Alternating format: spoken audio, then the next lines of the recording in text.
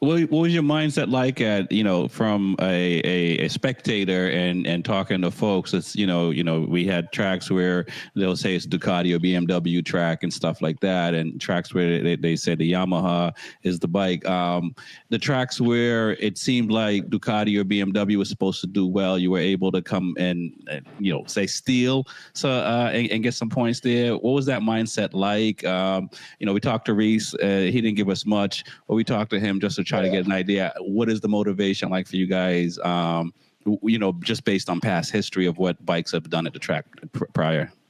There was 2 tracks this year that we knew for sure going into it, like, okay, we might be, battling for third here. One was MotoAmerica, and COTA. MotoAmerica, in practice and qualifying, the BMW and the Ducati was literally a second a lap fast, probably more than a second a lap faster in qualifying than I was going. But in the race, we're actually pretty damn close, which after MotoAmerica, I'm like, wow, if I stayed this close, at least in race 1, I was close. If I stayed this close at this track, I mean, we're going to be sitting good, going to Dakota, because we knew those are the 2 like long straights, where those bikes can open up. And it's crazy. In World Superbike, they have restrictions on the bikes.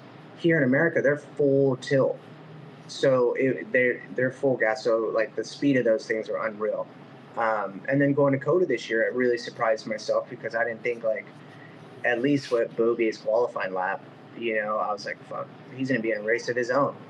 And then we were to keep him on his toes. For race 2.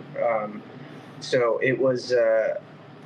More than expected for sure to get a second and third out of there. I thought for sure we'd just be battling for third, but we kept it close and it was super cool, and it gave us more motivation going into New Jersey, which was a lot tighter track for us. And obviously Jersey was like the end of the season. There were 3 races that weekend. Again, the points were pretty close between you and Cambobier. Like it wasn't you didn't go in there with a massive lead that you could just, kind of sit back and relax and expect to win the championship.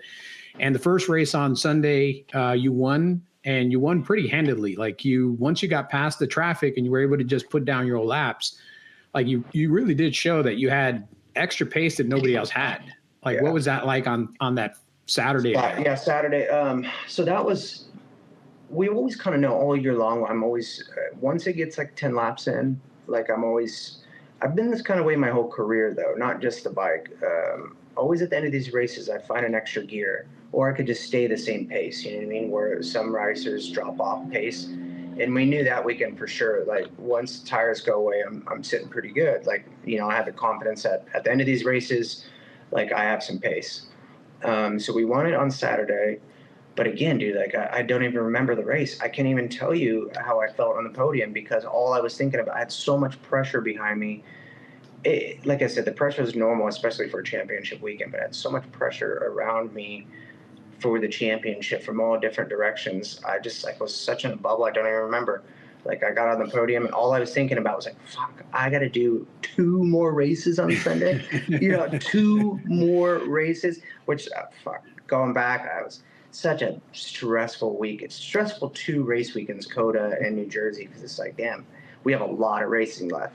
Yeah. So obviously it felt good. I was like, okay, we got a little more points gap for Sunday, but I still have to be good. And then Sunday, all hell broke loose, and we all seen what happened in race 2. And that put me on the back foot in race 3. And I don't regret anything, as in like how hard I was riding. Like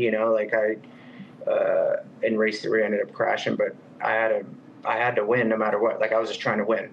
And but it wasn't going to make any difference really in the championship because Cam ended up winning it anyways. If he would have got second, I wouldn't have won it. He needed to get third.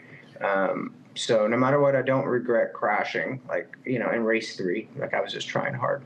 Race 2, obviously, I wish that didn't happen on the last lap, but shit happens, and give it a go next year again. Right. How does that from the outside looking in, it seems like it seems like the buildup was real and it all came out at Jersey, but from the outside looking in, it kind of seemed like things were happening that were kind of, not necessarily say shouldn't happen on a racetrack, but it wasn't as smooth as, the rounds before and stuff like that. Do you feel like it was something that was building up and it just kind of happened at Jersey? And do you think that I guess in hindsight, you probably would look at things and handle things a little bit differently. So like on Saturday night, what was your Saturday night like as far as like, how do you prepare for the next day? Do you chill in and be by yourself? Are you kind of working with the team to try to find some more, pace? I'm always trying to find pace. Like even after the race on Saturday, I was just staring at my rear tire. I'm like, man, and I stare at the rear tire in the podium, Cameron and Josh's. And I'm like, man, my tire looks like shit.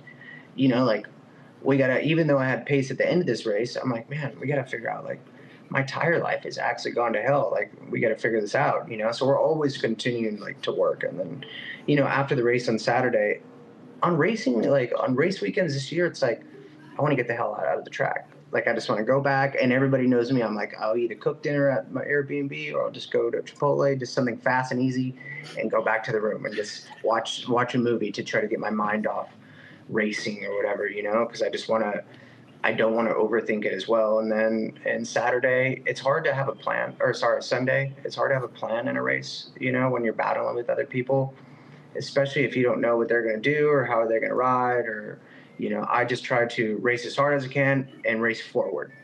Like that's always one thing for me is I try to race forward.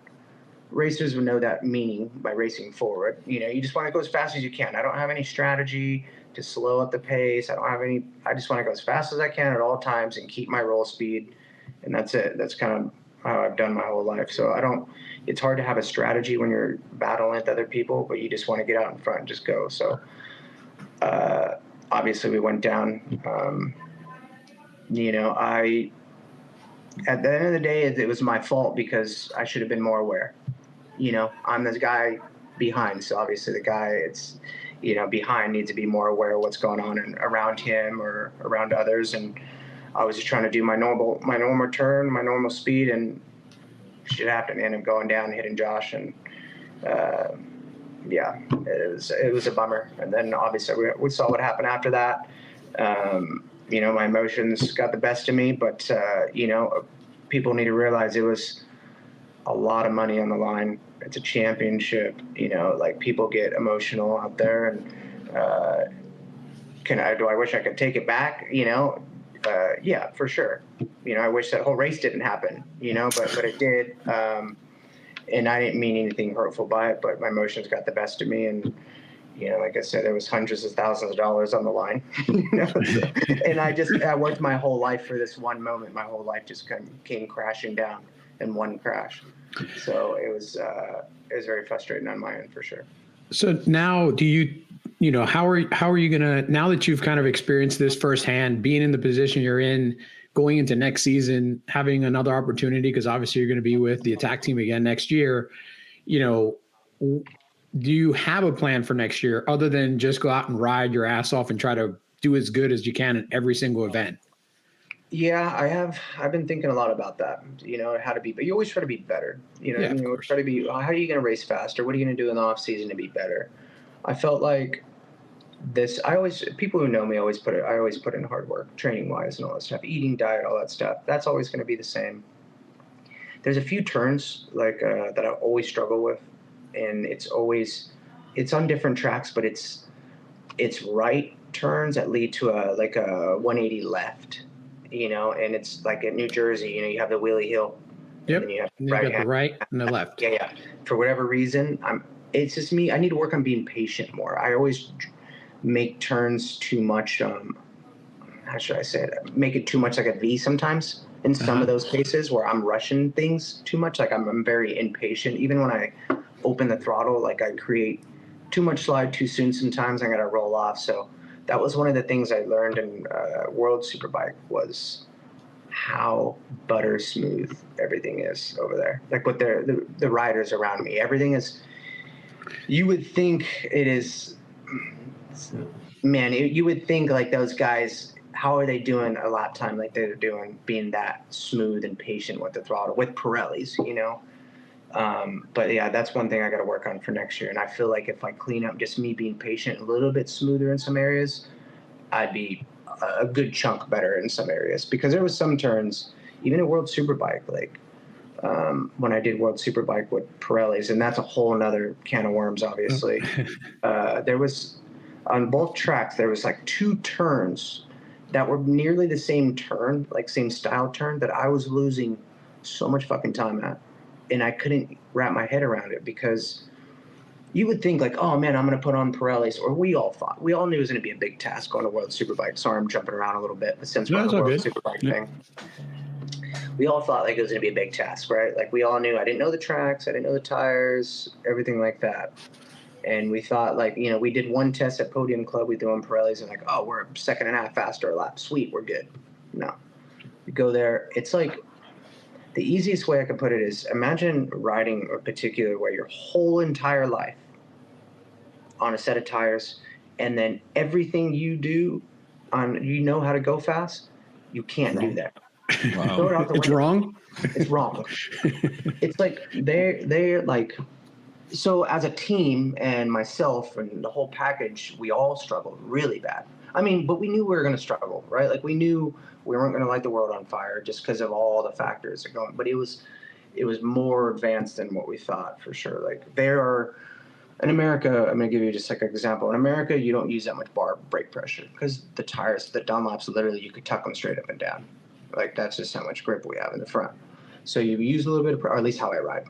You grab the brakes, but not that much pressure. You release them, and then you just roll, right? And then you could crack the throttle immediately, at least me, and start a slide, and I can manipulate the slide and drive forward, right? There, in order for those guys, because I got all the Johnny Ray's data, Locatelli's data, like every session. I could see every session from those guys, or we can. They brake as hard. They had bigger brakes too on their bikes. They brake as hard as you can, as hard as you could fucking grab that lever. You grab it as hard as you can, but they don't do it too much lean angle. So they grab it all. They make up all the time on the brakes in a very short amount of distance. You release the brakes and you throw it on its side as fast as you can. But when you want to pick up the throttle, don't. Wait. Just wait. And wait. And then their throttle trace is so linear, but they do a lot of torque maps there. So it's different than how we do things in America. So we had to kind of reinvent the wheel, and not reinvent the wheel, but change a lot of stuff that I was doing and the bike. And it's weird because in America, I could start the slide early. I could crack the throttle early and just like kind of spin out of the turn, but drive forward. There, once you spin on the Pirellis, you lose such a big gap. It's weird. Like you can't gain that time back. And like the TC and the bike will just go with the tire friction. It just holds you back so much and you're not driving forward. So you lose like 0.3 just on opening the throttle. At least I was.